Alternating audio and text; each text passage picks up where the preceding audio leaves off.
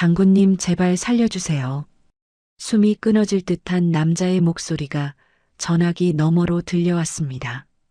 그 짧은 한마디 뒤 통화는 일방적으로 끊겼습니다. 그 시각 대한민국 최초 여성 3스타 군단장은 보고서를 넘기다 말고 손을 멈췄습니다. 보좌관의 전화는 평소와 달랐고 그 침묵은 너무 길었습니다. 몇 시간 전 그는 사단사령부 인근의 평범한 한식당에서 컵 하나를 실수로 깨뜨렸을 뿐이었습니다. 사과했고 값을 치렀고 고개를 숙였습니다. 하지만 문을 나서던 순간 입구에 서 있던 한 남자의 미소를 보는 순간 그는 깨달았습니다. 이건 우연이 아니라 덫이라는 것을. 그리고 지금 그의 생사와 함께 군 전체가 시험대에 오릅니다. 사이다 같은 결말을 계속 보고 싶으시다면 구독과 좋아요, 알림 버튼을 시원하게 눌러주세요. 오늘의 사연 시작합니다. 이민준 소령이 사단본부 회의실 문을 열고 나왔습니다. 국가정보회의는 예상보다 길어졌어요. 이민준이 복도를 걸으며 손목시계를 확인했죠. 오후 2시 반 점심시간이 한참 지났습니다. 배고프네. 이민준이 혼잣말을 하며 계단을 내려갔어요. 사단본부에서 시내 중심부로 가는 길목에 단골 한식당이 있었습니다. 이민준은 그곳으로 발걸음을 옮겼죠. 한식당 문을 열자 따뜻한 공기가 얼굴을 감쌌어요. 주인 아주머니가 환하게 웃으며 인사했습니다. 어서 오세요, 소령님. 오늘도 김치찌개 드릴까요? 네, 아주머니. 잘 부탁드립니다. 이민준이 구석 자리에 앉았어요. 창밖으로 시내 풍경이 한눈에 들어왔습니다. 평화로운 일상이 흘러가고 있었죠. 잠시 후 김치찌개가 나왔어요. 이민준이 숟가락을 들어 올렸습니다. 그때 옆 테이블에서 낯선 남자 4명이 들어와 앉았어요. 모두 건장한 체격에 팔과 목에 문신이 새겨져 있었습니다. 이민준은 신경 쓰지 않고 식사를 시작했죠. 뜨거운 국물이 목으로 넘어갔어요. 오랜만에 먹는 제대로 된 식사였습니다. 이민준이 물컵을 집어들었어요. 그런데 손에 땀이 배어 있던 탓인지 컵이 미끄러졌습니다. 아! 물컵이 바닥으로 떨어지며 산산조각이 났어요. 유리 파편이 사방으로 튀었습니다. 이민준이 황급히 자리에서 일어났죠. 죄송합니다, 아주머니. 제가 배상하겠습니다. 주인 아주머니가 걸레를 들고 다가왔어요. 괜찮아요, 소령님. 이런 일도 있는 거죠. 그때였어요. 옆 테이블에 앉아있던 문신 남자 4명이 동시에 일어났습니다. 무거운 발걸음이 이민준 쪽으로 다가왔어요. 제일 덩치가 큰 남자가 이민준 앞을 가로막았죠. 야, 너 지금 뭐 한 거야? 이민준이 고개를 들어 남자를 바라봤어요. 죄송합니다. 실수로 컵을 떨어뜨렸습니다. 배상하겠습니다. 배상? 이 새끼가 말을 참 쉽게 하네. 남자가 목을 좌우로 꺾으며 다가왔어요. 나머지 3명도 이민준을 에워쌌습니다. 주인 아주머니가 떨리는 목소리로 말했어요. 손님들, 그냥 넘어가시죠. 제가 3컵 드릴게요. 아줌마는 닥쳐. 이건 우리랑 이 새끼 사이 문제야. 덩치 큰 남자가 이민준의 어깨를 거칠게 밀었어요. 이민준이 뒤로 휘청거렸습니다. 그 컵이 뭔 컵인 줄 알아? 청나라 시대 골동품이야. 300년 된 거라고. 골동품이라니요? 여기는 평범한 한식당인데요. 이 새끼가 지금 우리 말을 안 믿는 거야? 남자가 이민준의 멱살을 잡았어요. 이민준은 저항하지 않았습니다. 군단장의 보좌관인 자신이 시내에서 시비에 휘말리는 모습이 알려지면 강철의 중장의 명예에 먹칠이 될 수 있었죠. 남자들이 이민준을 구석으로 몰아갔어요. 주먹이 배와 옆구리에 쏟아졌습니다. 이민준이 신음을 삼키며 바닥에 주저앉았어요. 군인으로서 이 정도 폭행은 충분히 제압할 수 있었지만 이민주는 움직이지 않았습니다. 남자들의 주먹질이 계속됐죠. 한 남자가 이민준의 주머니를 뒤져 지갑을 꺼냈어요. 어디 보자. 이민준? 군인이네. 소령이라고? 크크, 군대 장교가 여기서 처맞고 있네. 남자들이 비웃었습니다. 이민준은 바닥에 엎드린 채 남자들의 얼굴을 하나씩 기억했어요. 키, 체격, 문신의 위치까지 모두 머릿속에 새겼습니다. 덩치 큰 남자가 이민준의 머리채를 잡아 들어 올렸죠. 야, 군인 양반. 그 골동품 컵값 5천만 원 내놔. 5천만 원이요? 왜?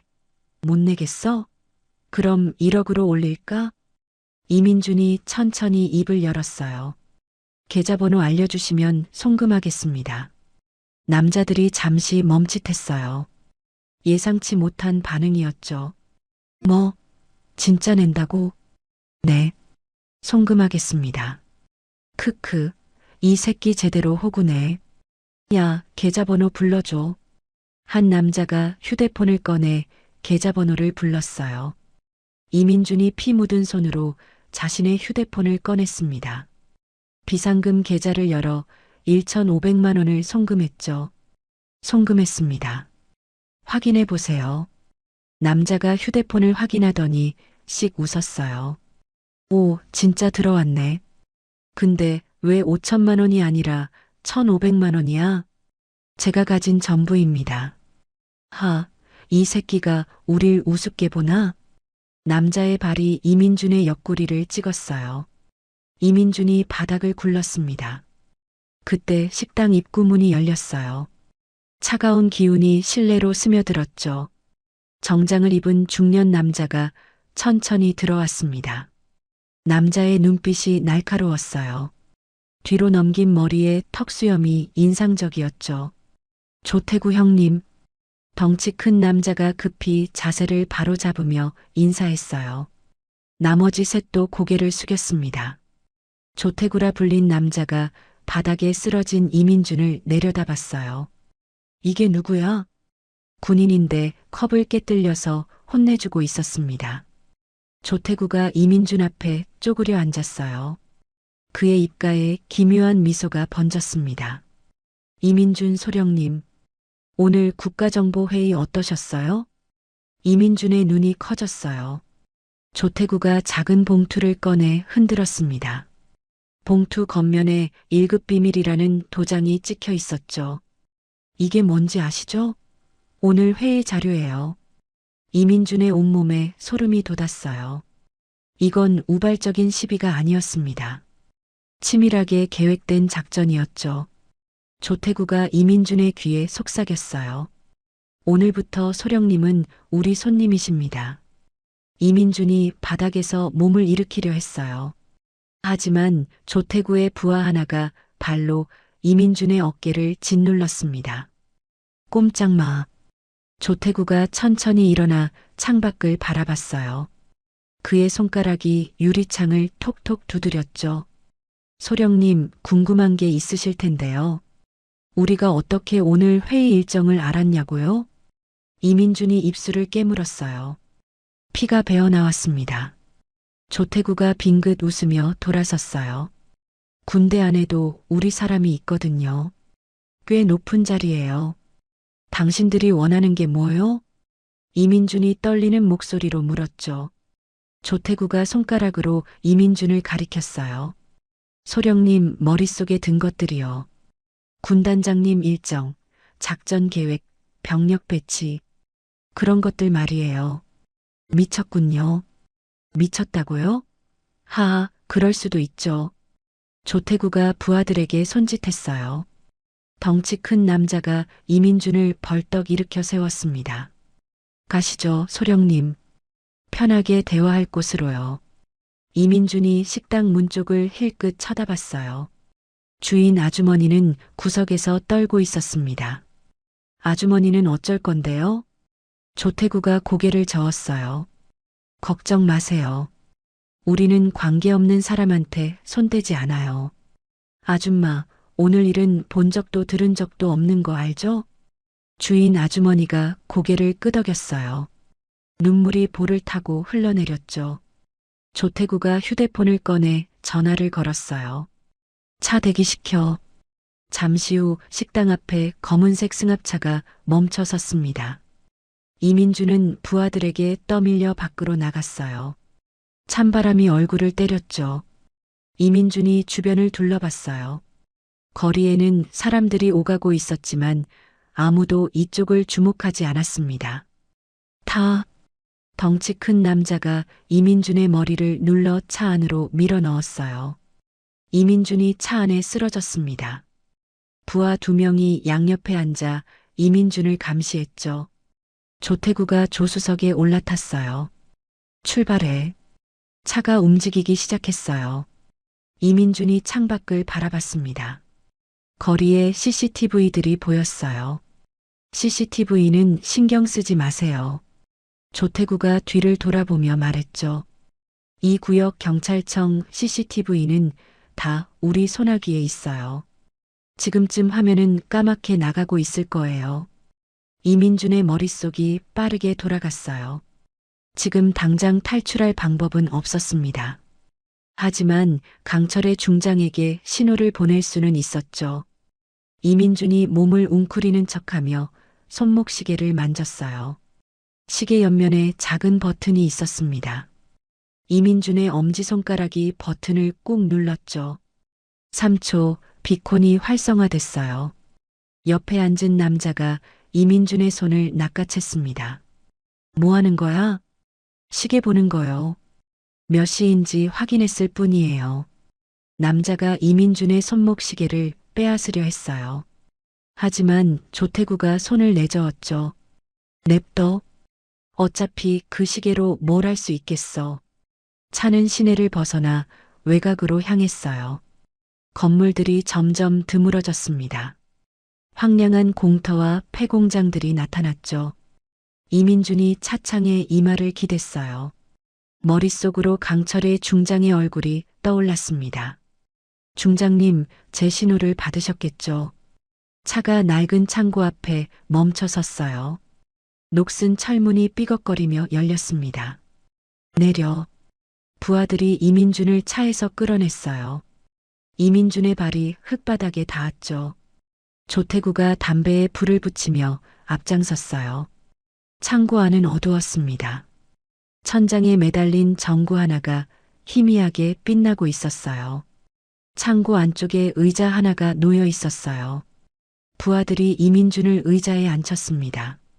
밧줄이 이민준의 팔과 다리를 묶었죠. 조태구가 이민준 앞에 섰어요. 담배 연기를 이민준의 얼굴에 뿜었습니다. 자, 이제부터 시작할까요? 소령님, 군단장님 다음 주 일정 좀 알려주세요. 이민준이 고개를 들어 조태구를 똑바로 바라봤어요. 당신들은 끝났어요. 끝났다고요? 재미있네요. 지금 묶여있는 사람이 누군데요? 조태구가 손가락으로 부하 하나를 가리켰어요. 야, 시작해. 부하가 주먹을 쥐고 다가왔어요. 이민준이 눈을 질끈 감았습니다. 주먹이 얼굴에 꽂혔죠. 피가 입에서 흘러나왔어요. 조태구가 의자를 하나 끌어와 이민준 앞에 앉았어요. 소령님, 이러지 마시고 편하게 말씀해 주세요. 우리도 시간이 아까워요. 이민준이 피를 뱉어냈어요. 바닥에 핏방울이 튀었습니다. 아무 말도 안 할 거요. 그래요? 좋아요. 시간은 많으니까요. 조태구가 담배를 바닥에 던져 발로 비볐어요. 불꽃이 꺼졌습니다. 천천히 놀아봅시다, 소령님. 창고 안에 이민준의 신음소리가 메아리 쳤어요. 하지만 이민준의 눈빛만은 꺾이지 않았습니다. 강철의 중장이 집무실 책상 앞에 앉아 있었어요. 서류 더미를 검토하던 중이었죠. 그때 휴대폰에서 알림음이 울렸습니다. 강철이가 휴대폰을 집어들었어요. 화면에 뜬 메시지를 보는 순간 얼굴이 굳어졌죠. 이민준 계좌 1,500만 원 출금. 강철이의 눈썹이 찌푸려졌어요. 이민준은 돈을 함부로 쓰는 사람이 아니었습니다. 더군다나 비상금 계좌에서 거액이 빠져나간 건 심상치 않았죠. 강철이가 책상 서랍을 열어 태블릿을 꺼냈어요. 화면을 켜자 지도가 떴습니다. 빨간 점 하나가 깜빡이고 있었죠. 비콘 신호? 강철이의 손가락이 화면을 확대했어요. 신호는 시내 외곽공단 지역에서 발신되고 있었습니다. 강철이가 즉시 내선 전화를 눌렀어요. 작전처장, 지금 당장 내 집무실로 와. 30초 후 작전처장이 문을 열고 들어왔어요. 중장님, 무슨 일이십니까? 이민준 소령의 위치 추적 결과야. 지금 외곽공단 지역에 있어. 작전처장이 태블릿 화면을 들여다봤어요. 이 시간에 왜 저기 계신 겁니까? 그게 문제야. 비상금 계좌에서 1,500만 원이 빠져나갔어. 비콘까지 작동시켰고 작전처장의 얼굴이 창백해졌어요. 혹시 납치된 겁니까? 강철이가 자리에서 일어났어요. 창밖을 바라보며 팔짱을 꼈죠. 군수사기관에 신고하면 어떻게 될 것 같아? 보고 라인을 타고 올라가면서 정보가 새나갈 겁니다. 만약 내부에 연결된 세력이 있다면 정확해. 강철이가 돌아서며 말했어요. 블랙 섀도우를 소집해. 작전처장이 눈을 크게 떴어요. 중장님, 블랙 섀도우는 비공식 부대입니다. 자칫하면 중장님께서 내가 책임질 거야. 지금 당장 소집해. 알겠습니다. 작전처장이 경례를 하고 나갔어요. 강철이가 다시 태블릿을 들여다봤어요. 빨간 점은 여전히 같은 위치에서 깜빡이고 있었습니다. 이민준, 버텨. 강철이가 혼잣말을 했어요. 1시간 후 강철이는 사령부 지하 비밀 회의실에 있었어요. 검은 전투복을 입은 대원 6명이 도열해 있었죠. 작전명은 스마일이다. 강철이의 목소리가 차갑게 울려 퍼졌어요. 이민준 소령이 적에게 납치됐다. 위치는 파악했지만 적의 정체와 규모는 아직 모른다. 팀장이 한 걸음 앞으로 나섰어요. 중장님, 돌입 시간은 언제로 하시겠습니까? 아직이야. 상황을 더 파악해야 해. 강철이가 태블릿을 테이블에 내려놓았어요. 내가 먼저 할 일이 있어. 대기하고 있어. 알겠습니다. 강철이가 회의실을 나섰어요. 복도를 걸으며 휴대폰을 꺼냈죠. 전화번호부에서 오래된 이름 하나를 찾아 눌렀습니다. 신호음이 3번 울렸어요. 여보세요? 쉰 목소리가 들려왔어요. 김대휘 나야. 강철이야. 전화 너머로 침묵이 흘렀어요. 잠시 후 놀란 목소리가 들렸죠. 중장님? 웬일이십니까? 지금 당장 만나야 해. 긴급 상황이야. 알겠습니다. 어디로 갈까요? 예전 그 카페. 1시간 후에 봐. 강철이가 전화를 끊었어요. 1시간 후 강철이는 시내 외곽의 낡은 카페에 앉아 있었어요. 손님은 아무도 없었습니다. 문이 열리며 백발의 노인이 들어왔죠. 김노병이었어요. 등이 굽고 지팡이를 짚고 있었지만 눈빛만은 여전히 날카로웠습니다. 중장님, 김노병이 강철이 앞에 앉았어요. 오랜만이야, 김대휘. 이제 예편한 지 10년이 넘었는데 아직도 대휘라고 부르시는군요.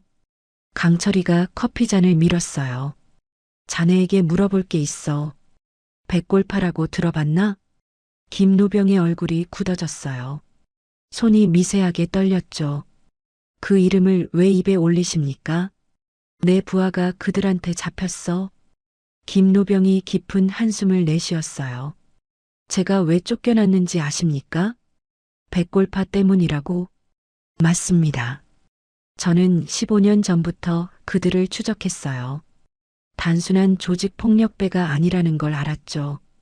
김노병이 가방에서 낡은 수첩을 꺼냈어요. 테이블 위에 올려놓았습니다. 이게 뭔가? 백골파의 거래 장부 사본입니다. 군 장비와 기밀을 빼돌린 기록이에요. 강철이가 수첩을 펼쳤어요. 페이지마다 숫자와 암호로 가득했죠. 이 암호들은 군 내부 인물들의 코드네임입니다. 제가 다 해독하지는 못했지만 김노병이 한 페이지를 가리켰어요. 이건 확실합니다. 사단 내부 고위 간부예요. 강철이의 눈빛이 차갑게 식었어요. 이름이 뭔가 아직 특정하지 못했습니다. 하지만 접근 권한으로 봐서는 중령급 이상입니다. 강철이가 수첩을 덮었어요. 이걸 빌려줄 수 있나? 가져가십시오. 저는 이미 끝난 사람이니까요. 김대위. 강철이가 노병의 손을 잡았어요. 자네는 끝난 게 아니야. 지금 다시 시작하는 거야. 김노병의 눈가에 물기가 맺혔어요. 이민준 소령을 꼭 구하십시오. 반드시 구할 거야. 강철이가 자리에서 일어났어요. 수첩을 품에 넣고 카페를 나섰죠. 밖에는 어둠이 내려앉고 있었습니다. 창고 안 형광등이 깜빡거렸어요. 이민준이 의자에 묶인 채 고개를 떨구고 있었습니다. 얼굴은 피범벅이었고 왼쪽 눈은 부어올라 있었죠. 조태구가 담배를 피우며 이민준을 내려다봤어요. 소령님, 이제 말할 때도 됐잖아요. 이민준이 대답하지 않았어요. 조태구가 혀를 찼어요. 참 고집도 세네. 뭐가 그렇게 중요해요? 어차피 당신 혼자 여기서 죽으면 아무도 모르는데. 군인은 죽어도 비밀을 지켜야 해요. 이민준이 피를 뱉으며 말했죠. 조태구가 웃음을 터뜨렸어요. 군인 정신? 하, 웃기네. 당신네 군대 안에도 우리한테 돈 받고 정보 파는 인간들 수두룩해요. 이민준의 눈빛이 흔들렸어요. 조태구가 그 모습을 놓치지 않았죠. 믿기지 않죠? 그럼 증거 보여드릴까요? 조태구가 휴대폰을 꺼내 사진 하나를 이민준에게 보여줬어요. 군복 입은 누군가가 돈뭉치를 받는 장면이었습니다. 이 사람 누군지 아세요? 이민준이 사진을 들여다봤어요. 하지만 얼굴이 흐릿해서 알아볼 수 없었죠. 누군지 모르겠어요. 곧 알게 될 거예요. 아마 소령님도 잘 아는 분일 테니까. 조태구가 휴대폰을 주머니에 넣었어요. 오늘은 여기까지 할까요? 내일 또 봐요, 소령님. 조태구가 부하들에게 손짓했어요. 부하들이 창고 밖으로 나갔습니다. 철문이 닫히며 쾅 소리가 났어요. 발자국 소리가 멀어졌죠. 이민준이 주변을 둘러봤어요. 창고 안은 고요했습니다. 천장에 CCTV 하나가 빨간 불을 깜빡이며 자신을 지켜보고 있었죠. 이민준이 천천히 손목을 비틀었어요. 밧줄이 살갗을 파고들었지만 참았습니다. 조금씩 손이 빠져나오기 시작했어요. 아직 기회는 있어.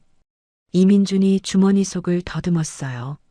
조태구의 부하들이 지갑과 휴대폰은 빼앗아갔지만 작은 물건 하나는 놓쳤습니다. 소형 송신기였어요. 펜처럼 생긴 금속 막대였죠.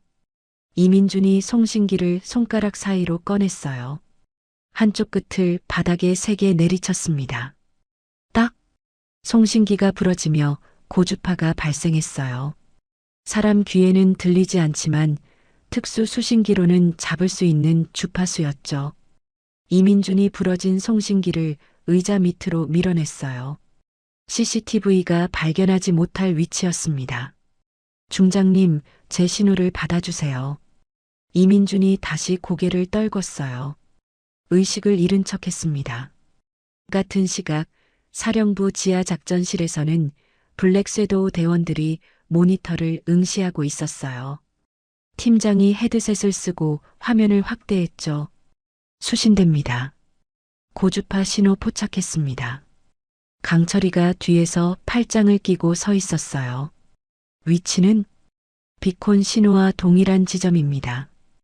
외곽 공단 17번 창고로 추정됩니다. 강철이가 김노병이 건넨 수첩을 펼쳤어요. 페이지를 넘기다 멈췄습니다. 17번 창고. 여기 있네. 강철이가 손가락으로 한 줄을 짚었어요. 백골파 아지트 중 하나야. 팀장이 돌아봤어요. 그럼 확실한 겁니까? 그래. 도면은 있나? 참모 한 명이 노트북을 두드렸어요. 화면에 건물 도면이 떴습니다. 오래된 섬유 공장이었습니다. 20년 전에 폐업했고 현재 소유주는 페이퍼 컴퍼니로 등록돼 있어요. 강철이가 도면을 세밀하게 살폈어요. 출입구가 4군데네. 정문, 후문, 비상구 2개. 예. 하지만 이 도면은 20년 전 자료라 현재 상태와 다를 수 있습니다. 강철이가 고개를 끄덕였어요. 드론 띄워. 실시간 영상으로 확인해. 알겠습니다. 10분 후 모니터에 창고 전경이 나타났어요.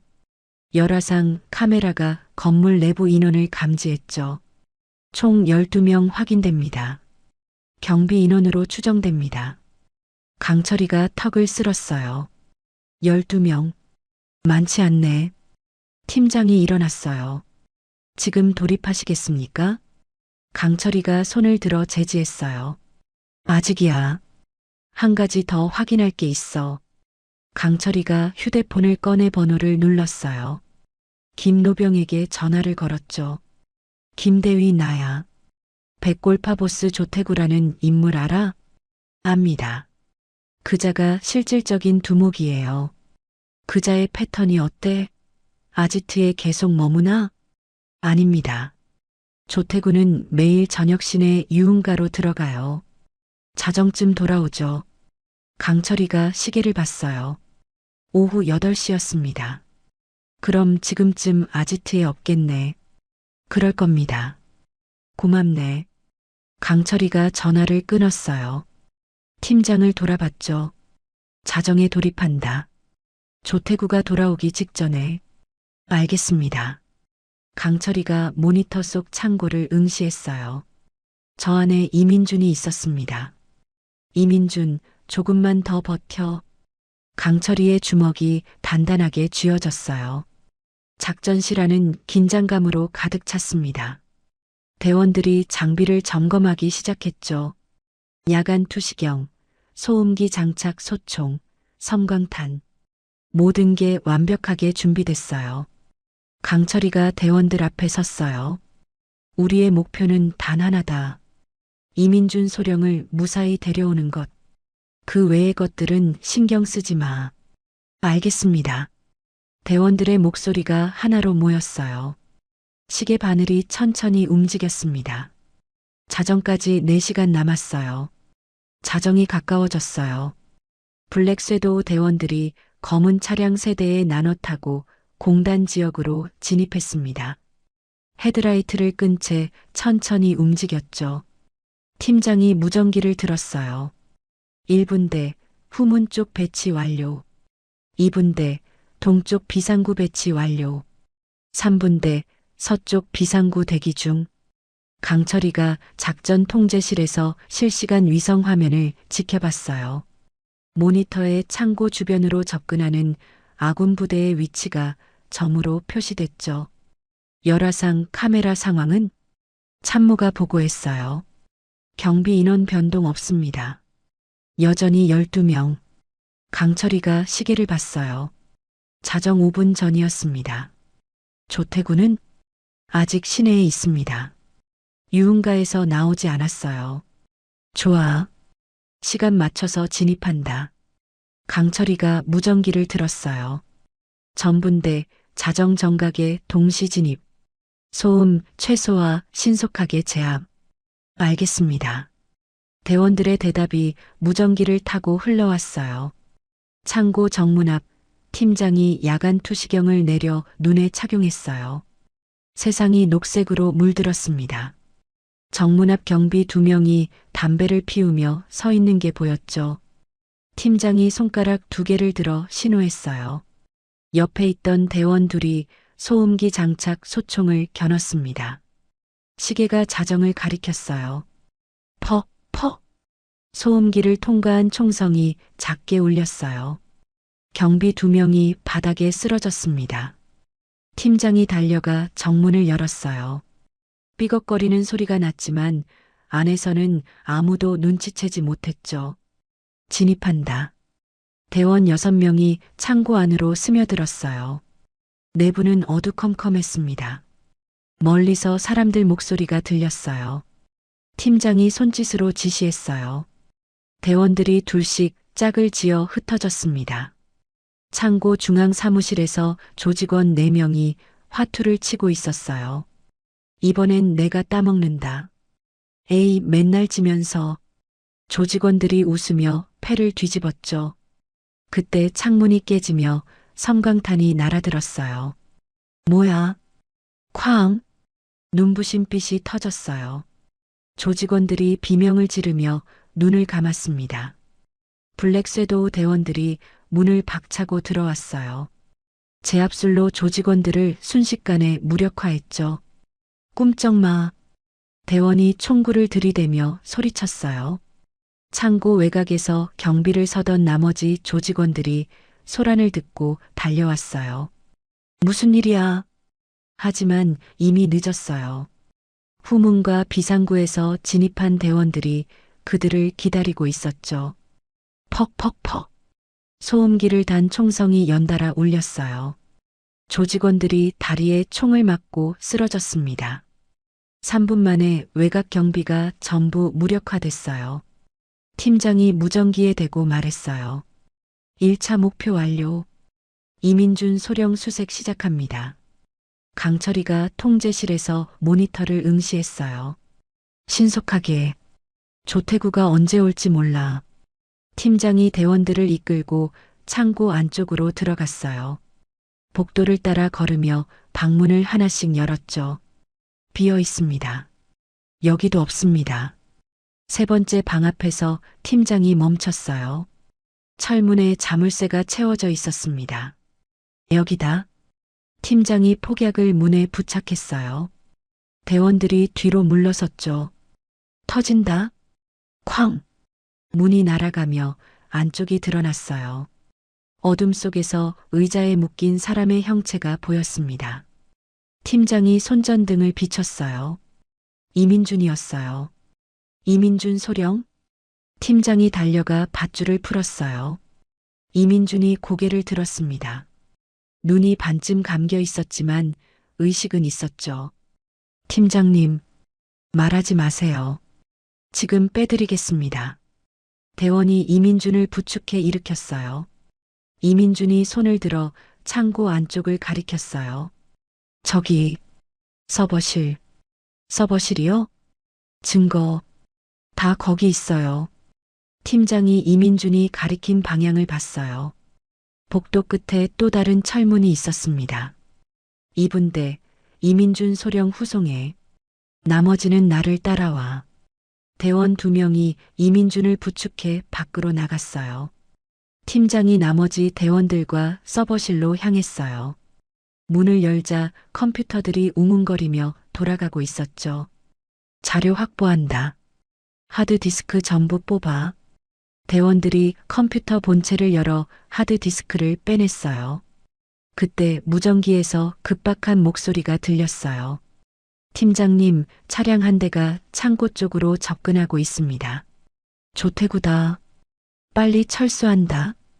팀장이 하드디스크를 가방에 넣으며 소리쳤어요. 대원들이 서버실을 빠져나왔어요. 팀장이 마지막으로 폭약을 설치했죠. 30초 후 폭파. 전원 대피. 대원들이 창고 밖으로 뛰어나갔어요. 차량들이 엔진을 켰습니다. 이민준을 태운 차가 먼저 출발했어요. 나머지 차량들도 뒤따랐죠. 창고에서 500m쯤 떨어진 순간이었어요. 콱콱콱쾅.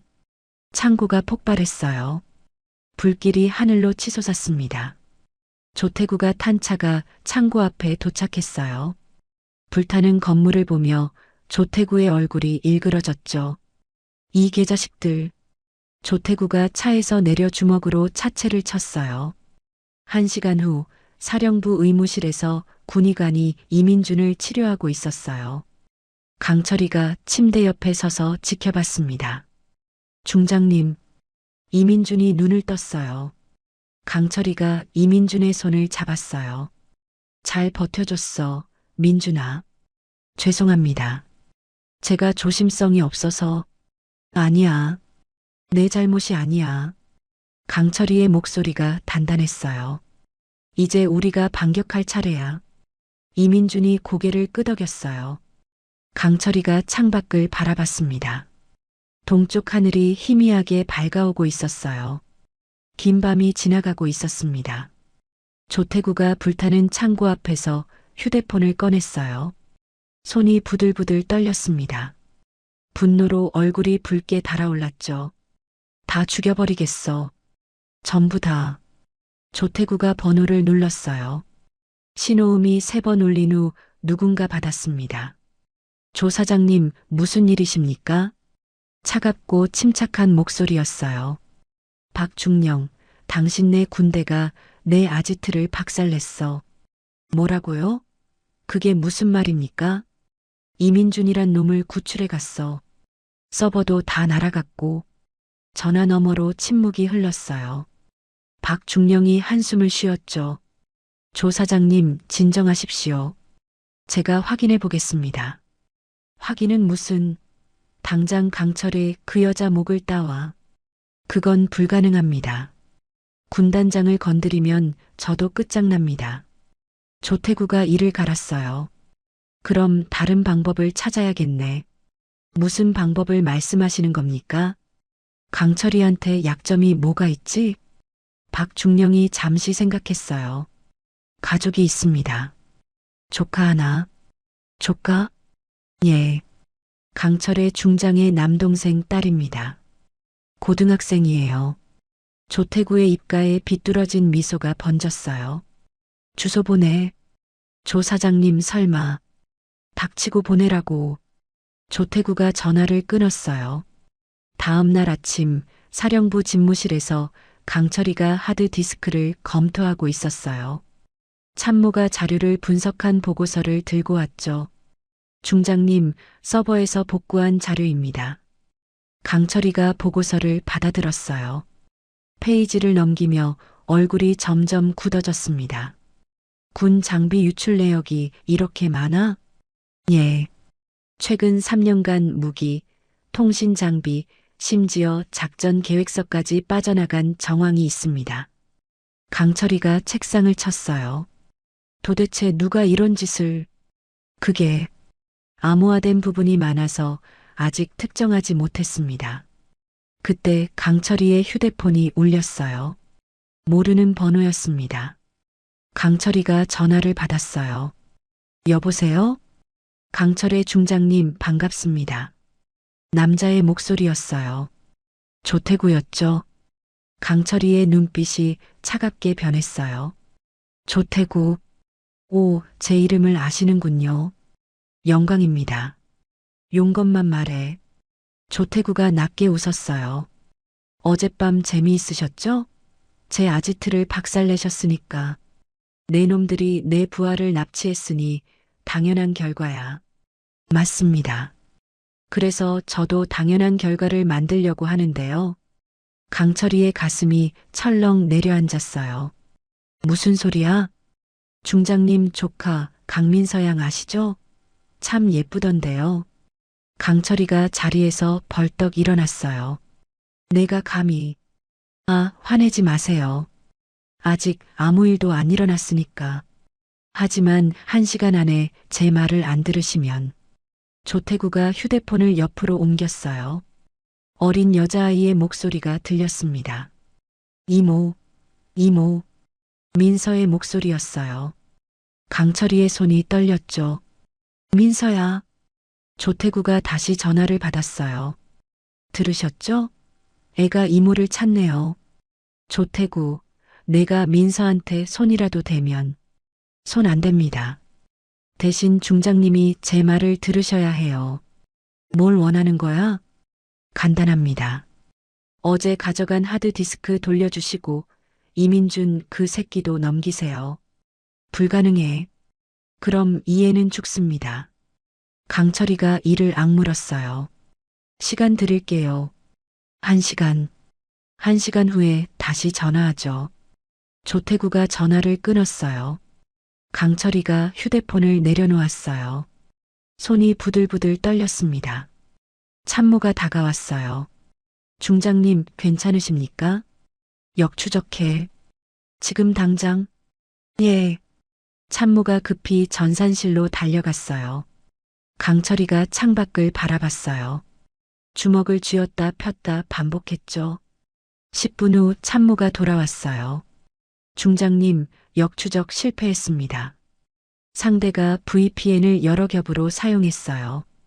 강철이가 책상에 주저앉았어요. 그때 사령부 메인 컴퓨터에서 경보음이 울렸어요. 삐삐삐삐.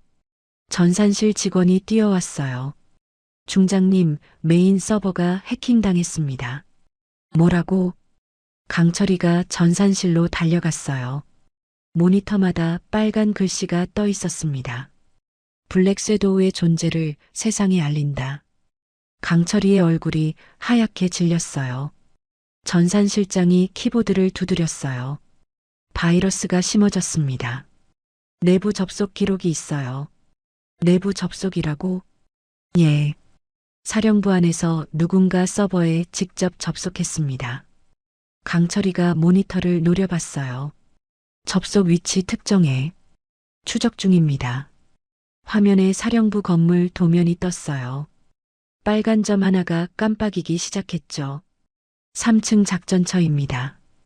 강철이의 눈빛이 번뜩였어요. 작전처. 박중령. 강철이가 무전기를 집어들었어요. 헌병대, 지금 당장 작전처 3층을 봉쇄해. 아무도 나가지 못하게 해. 알겠습니다. 강철이가 전산실을 빠져나갔어요. 복도를 달리는 강철이의 머릿속이 복잡했어요. 민서를 구해야 하는데 서버도 지켜야 했습니다. 국가 안보와 가족의 생명이 동시에 위협받고 있었죠. 강철이가 계단을 올라가며 주먹을 쥐었어요. 반드시 둘 다 지킨다. 강철이의 눈빛에 불꽃이 타올랐습니다. 강철이가 집무실로 돌아왔어요. 책상 위에 군복이 놓여 있었습니다.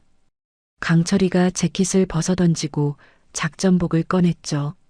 참모가 문을 두드리며 들어왔어요. 중장님, 작전처 봉쇄 완료했습니다. 박중령은 아직 건물 안에 있습니다. 도주하지 못했어요.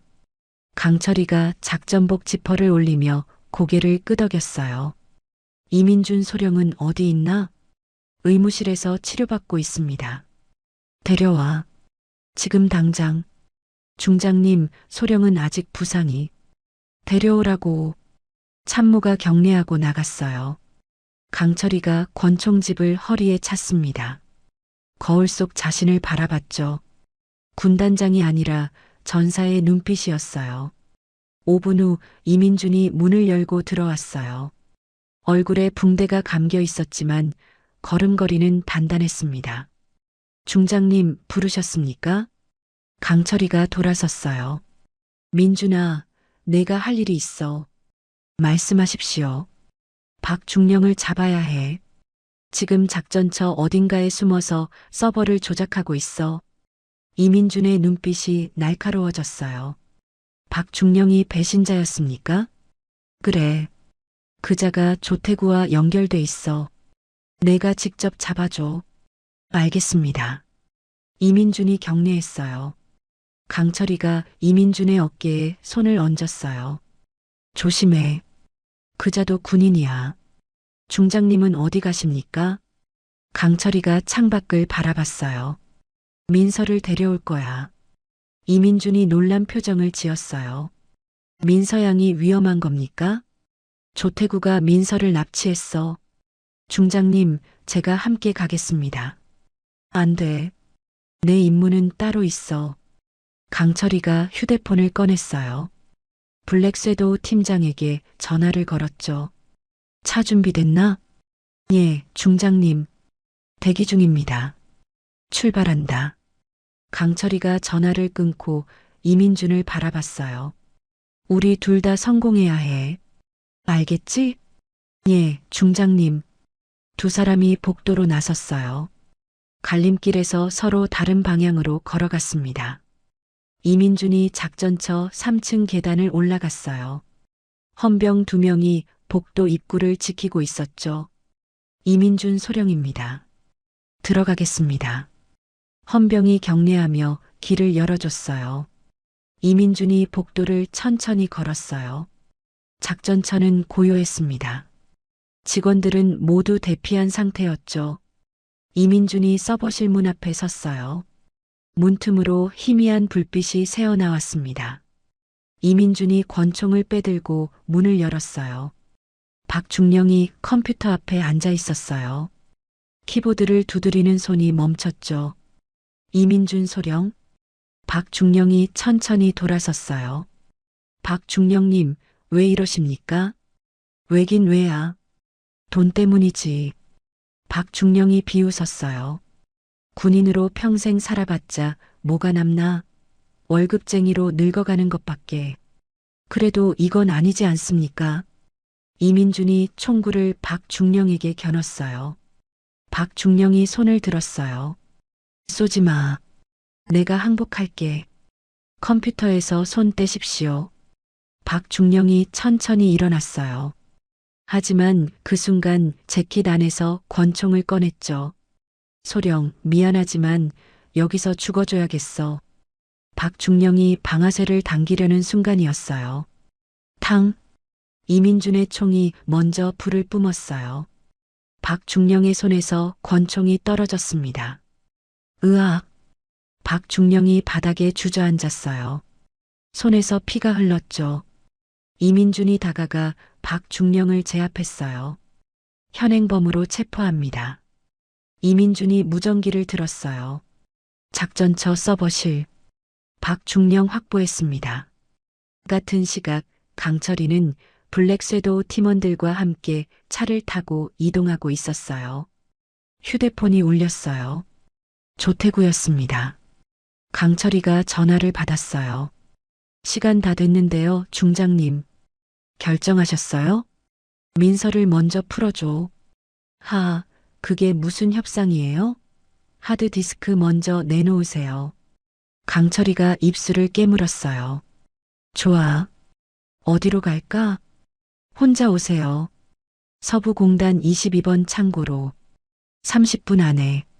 조태구가 전화를 끊었어요. 팀장이 강철이를 봤어요. 중장님 함정입니다. 알아. 하지만 갈 수밖에 없어. 저희가 함께 가겠습니다. 안 돼. 너희는 외곽에서 대기해. 내가 신호 보내면 그때 진입해. 차가 22번 창고 앞에 멈췄어요.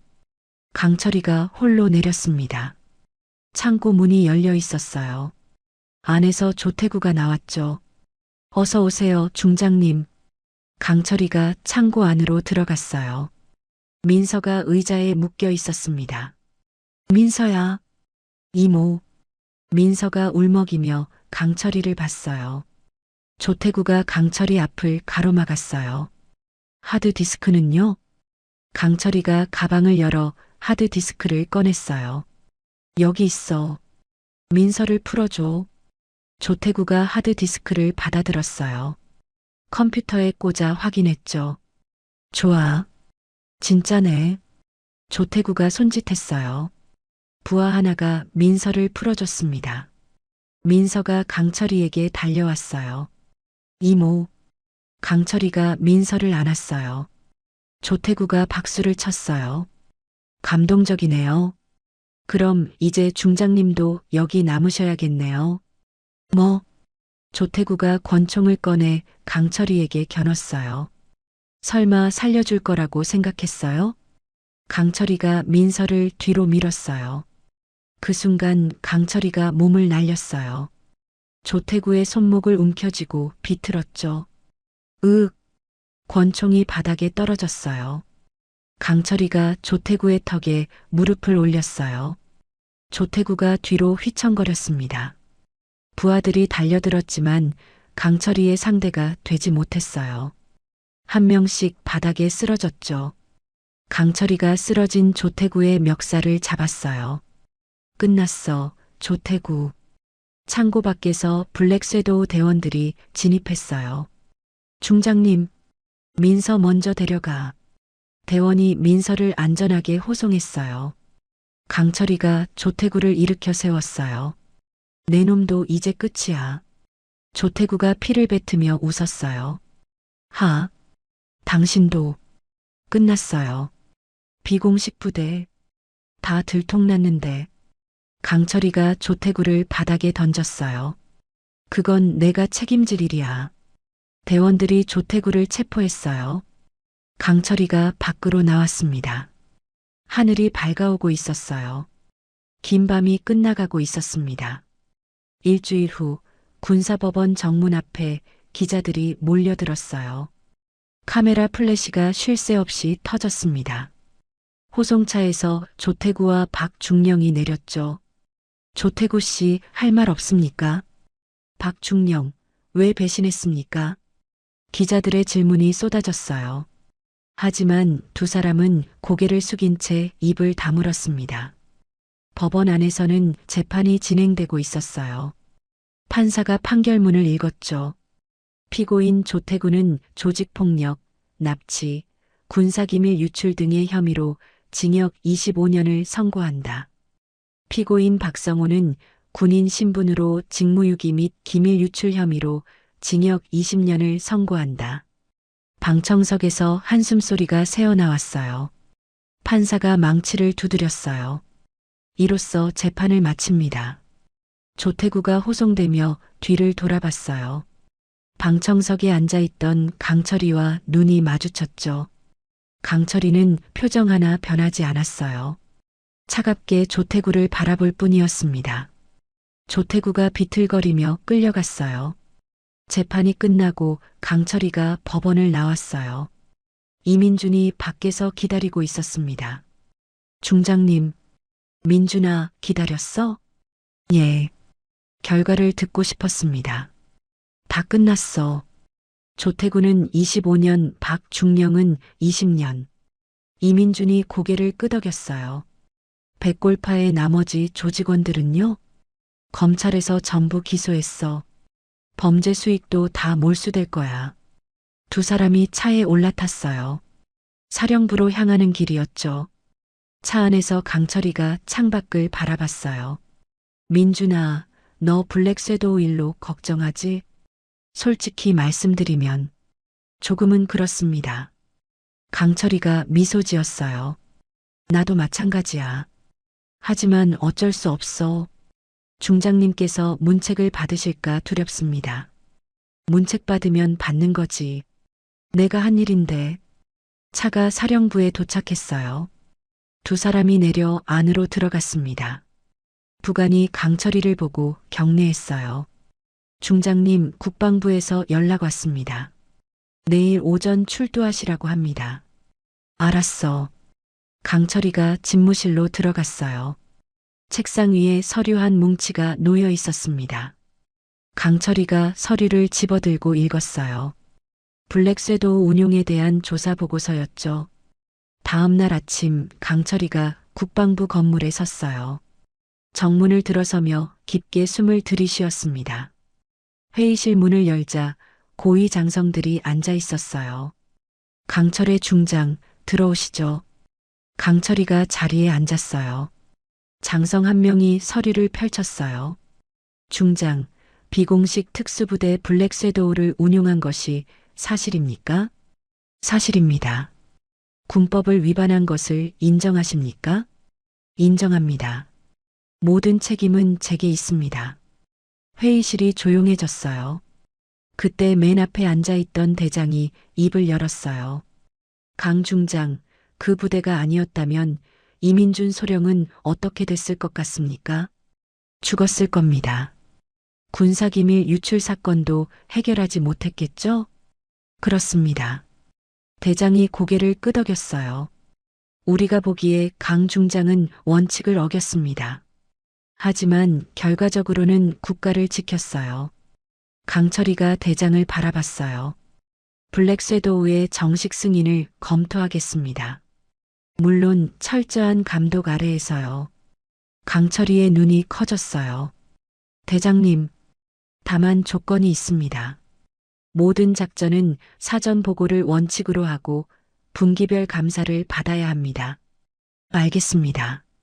대장이 일어났어요. 강 중장, 수고했습니다. 회의실 문이 열리며 강철이가 나왔어요. 복도에서 이민준이 기다리고 있었죠. 중장님, 어떻게 되셨습니까? 강철이가 웃었어요. 블랙 섀도우가 정식 부대로 승인받을 것 같아. 정말입니까? 그래. 믿기지 않지? 두 사람이 나란히 복도를 걸었어요. 사흘 후 군단 사령부 연병장에 장병들이 도열했어요. 강철이가 단상에 올라섰습니다.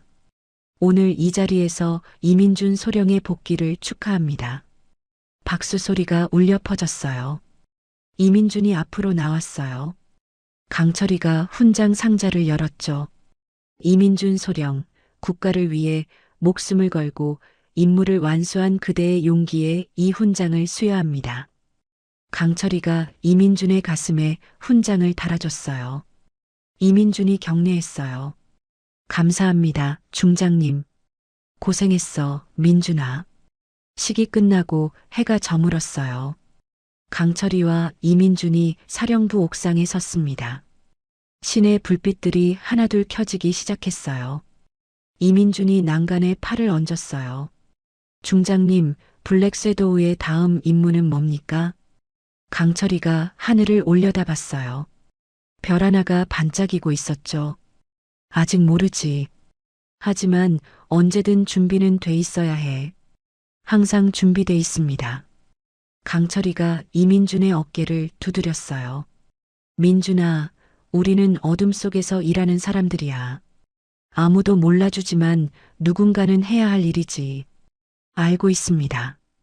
두 사람이 나란히 서서 도시를 내려다봤어요.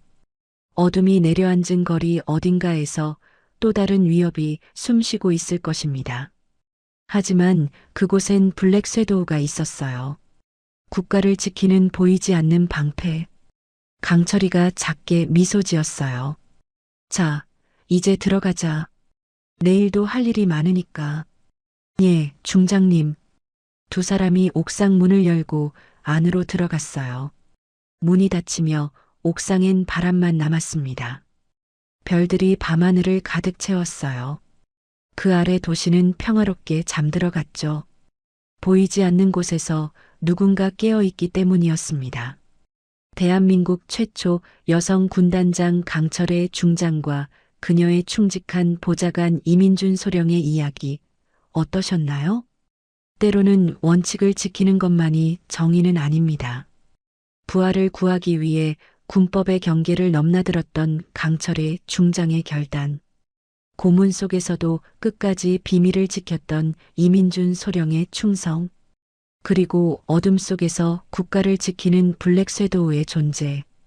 우리가 평화롭게 잠들 수 있는 밤, 그 뒤편에는 이렇게 보이지 않는 곳에서 묵묵히 자리를 지키는 이들이 있습니다.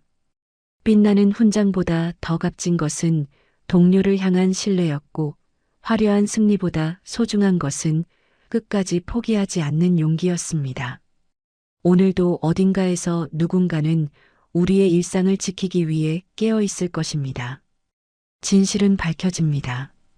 구독과 좋아요로 정의를 응원하는 한 걸음을 함께 해주세요. 오늘도 시청해 주셔서 감사합니다.